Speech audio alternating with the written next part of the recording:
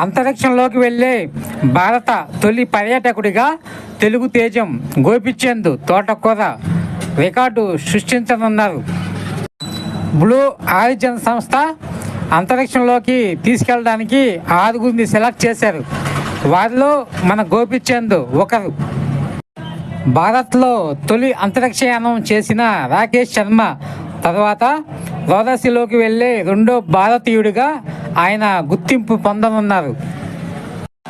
గోపిచంద్ మన విజయవాడే.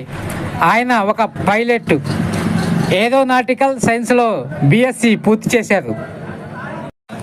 ఆయన పర్యాటకుడి హోదాలో అంతరిక్షయానం చేయనున్నారు.